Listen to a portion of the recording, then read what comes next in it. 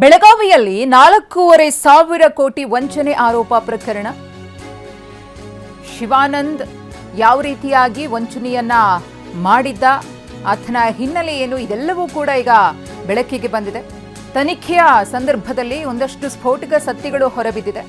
ಸದ್ಯಕ್ಕೆ ತನಿಖೆ ಚುರುಕುಗೊಂಡಿದೆ. ತನಿಖೆಯ ಅಖಾಡಕ್ಕಿಳಿದಿದ್ದಾರೆ ಸಿಐಡಿ ಡಿಐಜಿ ಭೀಮಾಶಂಕರ್ ಗುಳೇದ್ ಅವರು. ಬೆಂಗಳೂರಿನಿಂದ ಬೆಳಗಾವಿಗೆ ಭೀಮಾಶಂಕರ್ ಗುಳೇದ್ ಬಂದಿದ್ದಾರೆ.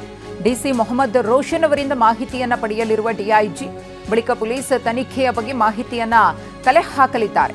ಇಂದಿನಿಂದ ಸಿಐಡಿಯಿಂದ ಶಿವಾನಂದ ನೀಲಣ್ಣವರ್ ವಿಚಾರಣೆ ನಡೆಯುತ್ತೆ. ಈಗಾಗಲೇ ಶಿವಾನಂದ ನೀಲಣ್ಣವರ್ ಕರೆದುಕೊಂಡು ಹೋಗಿ ಸ್ಥಳ ಮಹಜರು ಮಾಡಲಾಗಿದೆ. ದಾಖಲೆಗಳನ್ನು ವಶಪಡಿಸಿಕೊಳ್ಳಲಾಗಿದೆ. ಚೆಕ್ಗಳು, ಬಾಂಡ್ ಪೇಪರ್ಗಳನ್ನು ವಶಪಡಿಸಿಕೊಳ್ಳಲಾಗಿದೆ. ಇದೀಗ ಈ ಒಂದು ಪ್ರಕರಣದ ತನಿಖೆಯ ಅಖಾಡಕ್ಕೆ ಸಿಐಡಿ ಡಿಐಜಿ ಭೀಮಾಶಂಕರ್ ಗುಳೇದ್ ಅವರ ಎಂಟ್ರಿ ಆಗಿದೆ. ಈ ಕುರಿತು ಮತ್ತಷ್ಟು ಮಾಹಿತಿಯನ್ನು ಕೊಡೋದಕ್ಕೆ ನಮ್ಮ ಪ್ರತಿನಿಧಿ ಸಹದೇವ್ ಮಾನೆ ಇದೀಗ ನೇರ ಸಂಪರ್ಕದಲ್ಲಿದ್ದಾರೆ. ಸಹದೇವ್, ಶಿವಾನಂದ್ ಅವರ ಈ ಒಂದು ಪ್ರಕರಣಕ್ಕೆ ಸಂಬಂಧಪಟ್ಟಂತೆ ಏನೆಲ್ಲ ಸತ್ಯಗಳು ಹೊರಬರ್ತಾ ಇದೆ ಪೊಲೀಸ್ ತನಿಖೆಯಲ್ಲಿ ಅನ್ನೋದನ್ನು ಗಮನಿಸ್ತಾ ಇದ್ದೀವಿ. ನಿನ್ನೆ ಡಿಸಿ ಅವರು ಕೂಡ ಮಾಹಿತಿಯನ್ನ ಕೊಟ್ಟಿದ್ರು. ಇನ್ನು ಡಿಐಜಿ ಭೀಮಾಶಂಕರ್ ಗುಳೇದ್ ಅವರು ಕೂಡ ಪ್ರಕರಣದ ತನಿಖೆಗೆ ಎಂಟ್ರಿಯನ್ನ ಕೊಟ್ಟಿರೋದ್ರಿಂದ ಮುಂದೆ ಹೇಗೆ ನಡೆಯುತ್ತೆ ಪ್ರಕ್ರಿಯೆ, ಇವತ್ತೇನೇನಾಗುತ್ತೆ ಅಂತ?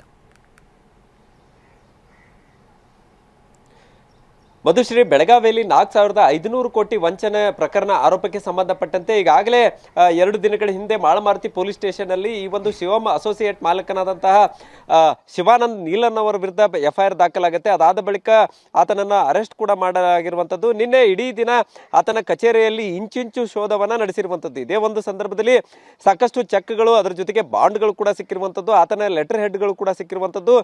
2 ಮೂಟೆಗಳಷ್ಟು ದಾಖಲೆಗಳನ್ನ ನಿನ್ನೆ ಅಷ್ಟೇ ತೆಗೆದುಕೊಂಡು ಬಂದು ಇದೇ ಒಂದು ಮಾಳಮಾರುತಿ ಠಾಣೆಗೆ ತೆಗೆದುಕೊಂಡು ಪರಿಶೀಲನೆ ಮಾಡ್ತಾ ಇರುವಂಥದ್ದು. ಸದ್ಯ ನಾನೀಗ ಠಾಣೆ ಮುಂಭಾಗದಲ್ಲೇ ಇದ್ದೇನೆ. ಒಳಗಡೆ ಭಾಗದಲ್ಲಿ ಈಗ ಸಿಐಡಿ ಅಧಿಕಾರಿಗಳ ಒಂದು ತಂಡ ಈಗಾಗಲೇ ಬಂದಿರುವಂಥದ್ದು.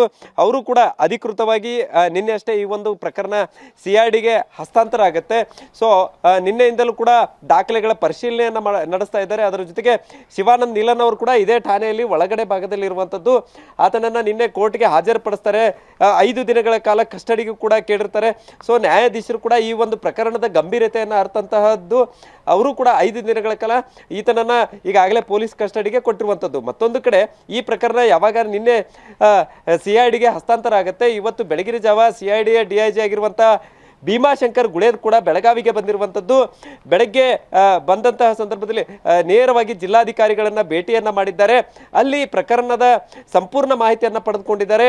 ಯಾವ ರೀತಿಯಾಗಿ ಪ್ರಕರಣವನ್ನ ತೆಗೆದುಕೊಂಡು ಹೋಗಬೇಕು ಮತ್ತು ಎಷ್ಟು ಜನರಿಗೆ ಇಲ್ಲಿ ವಂಚನೆ ಆಗಿದೆ ಅನ್ನುವಂಥದ್ದು, ಅದರ ಜೊತೆಗೆ ಯಾವೆಲ್ಲ ದಾಖಲೆಗಳನ್ನ, ಅಂದ್ರೆ ಮುಂದಿನ ಹಂತದಲ್ಲಿ ಈ ಒಂದು ಪ್ರಕರಣ ಕೋರ್ಟ್ಗೆ ಹೋಗುತ್ತೆ. ಸೊ ಅಲ್ಲಿ ಯಾವ ರೀತಿಯಾಗಿ ಇದನ್ನ ಸ್ಟ್ಯಾಂಡ್ ಮಾಡಬೇಕನ್ನುವಂಥ ನಿಟ್ಟಿನಲ್ಲಿ ಮತ್ತು ಯಾರೆಲ್ಲ 35,000ಕ್ಕೂ ಅಧಿಕ ಜನ ಈ ಒಂದು ಶಿವಮ್ ಅಸೋಸಿಯೇಟ್ನಲ್ಲಿ ಹೂಡಿಕೆ ಮಾಡಿದ್ದಾರೆ ಅವರಿಗೆ ಯಾವ ರೀತಿಯಾಗಿ ನ್ಯಾಯ ಕೊಡಿಸಬೇಕು ಅನ್ನುವಂಥ ನಿಟ್ಟಿನಲ್ಲೂ ಕೂಡ ಚರ್ಚೆ ಆಗಿರುವಂಥದ್ದು. ಅದರ ಜೊತೆಗೆ ಇವತ್ತು ಶಿವಾನಂದ ನೀಲನ್ ಅವರನ್ನ ವಿಚಾರಣೆಗೆ ಮಾಡುವಂತಹ ಸಾಧ್ಯತೆ ಕೂಡ ಇರುವಂಥದ್ದು. ಅದರ ಜೊತೆಗೆ ಈ ಒಂದು ಪ್ರಕರಣಕ್ಕೆ ಸಂಬಂಧಪಟ್ಟಂತೆ ಶಿವಾನಂದ ನೀಲನ್ ಅವರ ಜೊತೆಗೆ ಯಾರೆಲ್ಲ ಸುತ್ತಮುತ್ತಲು ಇದ್ಕೊಂಡು ಈತನಿಗೆ ಜೊತೆಯಾಗಿದ್ರು ಅಂಥವ್ರನ್ನು ಕೂಡ ಅರ್ಜಿಯನ್ನು ಕೊಟ್ಟು ಅವ್ರನ್ನು ಕೂಡ ಠಾಣೆಗೆ ಕರೆದುಕೊಂಡು ಬಂದು ವಿಚಾರಣೆ ಮಾಡುವಂಥದ್ದು ಕೂಡ ಇವತ್ತು ನಡೆಯುವಂತಹ ಸಾಧ್ಯತೆ ಇರುವಂಥದ್ದು. ಮಧುಶ್ರೀ, ಧನ್ಯವಾದ ತಮ್ಮ ಮಾಹಿತಿಗಾಗಿ ಸಹದೇವ್.